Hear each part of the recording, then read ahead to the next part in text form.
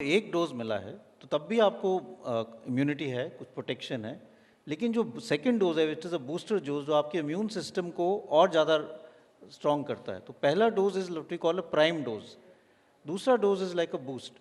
तो वो दूसरा डोज है वो आपके इम्यून सिस्टम को एकदम और आगे लेके जाता है, लेकिन फर्स्ट डोज से भी प्रोटेक्शन है और ये भी हमने देखा है, लेकिन ज़्यादा प्रोटेक्शन सेकंड डोज के बाद है।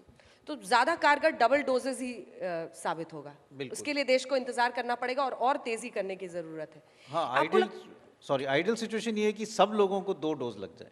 84 डेज का जो गैप आया है वो आपको लगता है कोविशील्ड में बहुत ज्यादा है, क्योंकि डबल डोज लगना उसके लिए 84 डेज पहले डोज के बाद कोविशील्ड वालों को इंतजार करना पड़ रहा है।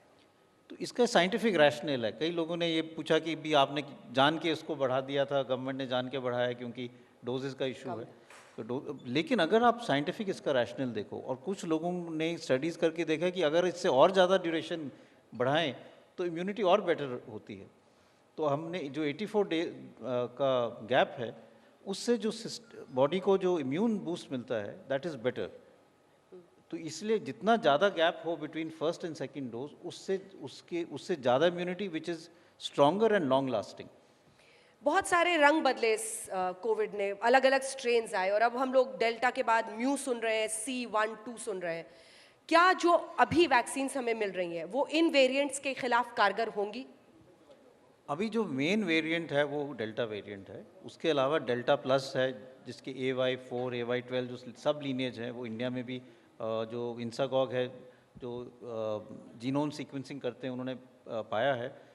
जैसे आपने कहा और जगह म्यू और C12 भी पाया गया है, लेकिन ये सब जो हैं ये वेरिएंट्स ऑफ इंटरेस्ट हैं।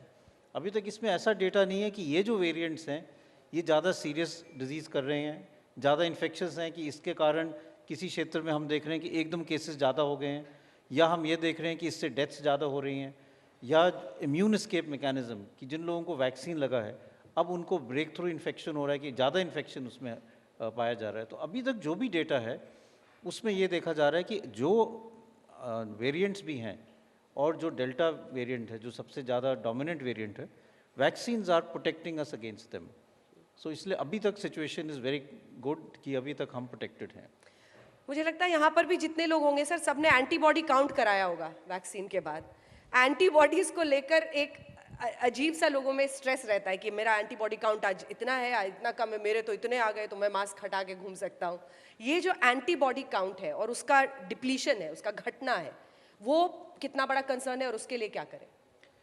देखिए, अगर हम एंटीबॉडीज़ की बात करें और हम किसी वैक्सीन की बात करें, तो किसी भी हम वैक्सीन लगाएंगे, चाहे हम इन्फ्लुएंजा वैक्सीन लगाएं जो हम पहले बहुत पेशेंट्स को लगाते हैं, हेल्थ केयर वर्कर्स खुद लगाते हैं, मैं रेगुलरली इन्फ्लुएंजा वैक्सीन लगाता हूं, तो अगर आप उसकी एंटीबॉडीज़ देखें तो वो भी एंटीबॉडीज़ जो हम बढ़ेंगी और 4-6 महीने में वो आस्ता आस्ता कम होती है, which is a natural phenomena. जब तक अगर आपको बीच में इन्फेक्शन हुआ तो फिर एंटीबॉडी रिस्पॉन्स एकदम बढ़ जाएगा, लेकिन इसका ये मतलब नहीं कि आपको इम्यूनिटी नहीं है, क्योंकि दो और चीज़ें होती हैं। एक होती हैं मेमोरी सेल्स, वो मेमोरी सेल्स आपके बोन मैरो में, लिम्फोइड टिश्यू में रहती हैं और वो जो वायरस का सिग्नेचर है उसको पहचान के रखती हैं, जिनको T memory cells T memory cells. तो अगर उन टी मेमोरी सेल्स में वायरस का सिग्नेचर उन्होंने पहचाना है तो जब भी इन्फेक्शन होगी तो ये मेमोरी सेल्स एकदम बॉडी को स्टिमुलेट करके एंटीबॉडीज़ बनाना शुरू कर देंगे। तो इसका ये मतलब है कि जब भी आपके एंटीबॉडीज़ कम है, एक्सपोजर हुआ तो एकदम वो बन जाएंगी। इसके साथ हमारे पास सेल मीडिएटेड इम्यूनिटी भी है, जो हम सेल मीडिएटेड इम्यूनिटी की बात करते हैं, CD4 CD8 सेल्स हैं। वो जो इम्यूनिटी है वो जो सेल है जिसके अंदर वायरस अब मल्टीप्लाई कर रहा है उस सेल को ख़त्म कर देती है, जिससे वायरस आगे मल्टीप्लाई नहीं कर पाता और वो भी परसिस्ट करती है। इसलिए ये कहना कि एंटीबॉडीज़ कम होगी इसलिए हमें प्रोटेक्शन नहीं मिल रहा है, वो बात सही नहीं है। लेकिन सबसे इम्पॉर्टेंट क्वेश्चन है कि what is the correlate of protection. क्या टेस्ट है जिससे हम ये कह सकें कि हम प्रोटेक्टेड हैं और हम नहीं हैं, क्योंकि उससे उससे जो लिंक्ड हैं दो और चीज़ें हैं। एक तो यही है कि बूस्टर डोज कब लगना चाहिए। हाँ। और जो बाइडेन साहब ने जब से लगाया सर, अब सब सोच रहे हैं कि एक बूस्टर डोज लगाना पड़ेगा। अभी तक कोई डेटा ऐसा नहीं है जो कोरिलेट ऑफ प्रोटेक्शन है वो बता सकता है, क्योंकि उसमें होगा कि बूस्टर डोज कब लगना चाहिए। दूसरा, जैसे जैसे और वैक्सीन आ रही हैं तो हम जो वैक्सीन ट्रायल कर रहे हैं, पहले जब वैक्सीन नहीं थी तो हम दो ग्रुप्स में पेशेंट को ट्रायल करते थे, एक को वैक्सीन लगाई, एक को नहीं लगाई, प्लेसिबो लगाया। अब वो अनएथिकल होगा। हम ऐसा तो नहीं है कि किसी को वैक्सीन ना दें और कंपेयर करें। तो वैक्सीन ट्रायल के लिए भी जैसे जैसे नए second generation third generation vaccine आएगी, we will have to develop a test which we can say कि हाँ इसको ये प्रोटेक्शन मिला है तो ये वैक्सीन कामयाब है। तो इसलिए कोरिलेट ऑफ प्रोटेक्शन जो है अभी तक इसमें एक डेफिनेट आंसर नहीं मिला है। सर आपने बीच में कहा कि आप इन्फ्लुएंजा के भी वैक्सीन्स लेते हैं, तो क्या आम लोगों को भी ऐसी वैक्सीन लेनी चाहिए? सो यूएस में तो फ्लू शॉट रेगुलरली लेते हैं। मेरा ये मानना है और ये मैं कोविड के लिए भी कहूँगा कि हेल्थ केयर वर्कर्स को वैक्सीन लेना बहुत ज़रूरी एक्सपोजर है। ज़्यादा है। दो नहीं, एक्सपोजर के कारण नहीं है, दो कारण है उसके। एक तो अपने आप को प्रोटेक्ट करने के लिए, लेकिन अपने पेशेंट को प्रोटेक्ट करने के लिए। मान लो मुझे इन्फ्लुएंजा हो गया, H1N1 स्वाइन फ्लू हो गया, और मैं आईसीयू में जाता हूँ, पेशेंट देखता हूँ, और मेरे से किसी पेशेंट को वहाँ इन्फेक्शन हो गया, तो दैट इज़ अनएथिकल। कोई डॉक्टर काम कर रहा है बोन ट्रांसप्लांट यूनिट में या कीमोथेरेपी में, जहाँ कैंसर के पेशेंट्स हैं, उनकी इम्यूनिटी ऑलरेडी कम है। तो इसलिए मेरा ये मानना है कि हेल्थ केयर वर्कर्स को चाहे इन्फ्लुएंजा वैक्सीन हो चाहे कोविड वैक्सीन हो, वो ज़रूर लगानी चाहिए अपने पेशेंट को प्रोटेक्शन के लिए, क्योंकि that is your moral duty.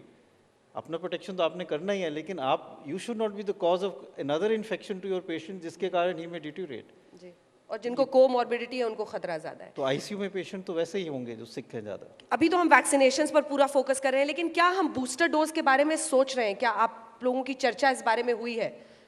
तो अभी तो हमें सब लोगों को पहला एक डोज लगाना बहुत ज़रूरी है, और ये मेरा ये मानना है कि अगर हम बूस्टर डोज की बात करें तो उसमें एक एथिकल एंगल आता है और एक दूसरा आता है कि is it really required. Ethical angle ये है कि अगर हमें प्रोटेक्शन चाहिए, हमें लोगों की जान बचानी है, तो we must at least give 1 dose to everyone. उसके बाद ही हम बूस्टर डोज की बात कर सकते हैं, बिकॉज अगर आपके पास लिमिटेड सप्लाई है तो आपको उसमें बेस्ट उसका यूज़ करना है, और बेस्ट यूज़ यही है कि एटलीस्ट प्रोटेक्शन सब लोगों को मिले, rather than giving extra protection to someone by giving a booster dose जिसकी एफिकेसी भी आपको क्लियर नहीं है। दूसरा इशू है कि लाइक आई सेड, अभी हमें डेटा और चाहिए कि बूस्टर डोज में पहली चीज़ ये है कि कौन सा बूस्टर डोज कब लगना चाहिए, कितने महीनों बाद। हाँ। उसका क्या आप एविडेंस देखोगे? अभी तक जो भी डेटा बूस्टर डोज में आया है वो एक ही ग्रुप में आया है, जो जिनकी इम्यूनिटी बहुत कम है, जो पेशेंट्स मान लो ट्रांसप्लांट के बाद की ड्रग्स पे हैं जिससे इम्यूनिटी कम हो जाती है और रिजेक्शन ना हो, या जो कीमोथेरेपी वाले पेशेंट्स हैं, क्योंकि उनका इम्यून सिस्टम सप्रेस्ड है, और जब वो वैक्सीन लगाते हैं तो उनमें एंटीबॉडीज़ कम बनती है, तो उनमें बूस्टर डोज से कुछ फ़ायदा है। लेकिन आम हेल्दी लोगों में विद माइल्ड कोमॉर्बिडिटीज़ कोई डेटा नहीं है कि बूस्टर डोज से आपको ज़्यादा फ़ायदा होता है। जैसे अमेरिका जैसे मुल्क सर कह रहे हैं कि 6 मंथ्स के बाद आप बूस्टर डोज ले सकते हैं। पर उसमें एविडेंस नहीं है, it is just to be over Precaution. Cautious. Israel भी यही कर रहा है। हाँ। दूसरा इशू है कि आपको बूस्टर डोज किस वैक्सीन का लगाना चाहिए। Same vaccine, should you change the vaccine, will that give a better immune response? कि पहले कोविशील्ड लगाई अब कोवैक्सीन लगा लें, या अब कोविशील्ड लगेगा तो क्या फाइजर की वैक्सीन से हमारा बूस्टर रिस्पॉन्स बेटर आएगा? And new generation vaccines are also coming which में कवर फॉर इमर्जिंग वेरियंट्स। तो इसलिए अभी we will need to have clarity on when and which to take, and I think वो जो है वो कुछ महीनों में आएगा, तभी बूस्टर डोज का बेटर एविडेंस। तो मिक्स्ड वैक्सीनेशन पर भी क्लियर डेटा नहीं है अभी इंडिया में। मिक्स वैक्सीनेशन का एक तो इंडिया में एक स्मॉल डेटा है जो आईसीएमआर ने पब्लिश किया है, जहाँ पे गलती से कोवैक्सीन और कोविशील्ड लग गई थी।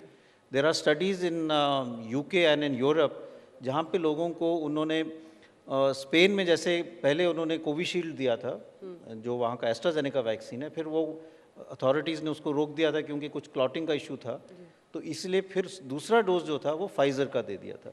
तो कुछ ऐसे ग्रुप्स थे जो उन्होंने स्टडी किया उनको, और एक ट्रायल भी की थी जिसमें पहले कोविशील्ड दिया फिर फाइज़र दिया, और एक ग्रुप में पहले फाइज़र दिया और फिर कोविशील्ड दिया, और एक में उन्होंने कोविशील्ड देके जो स्पुतनिक वैक्सीन है वो भी दिया है।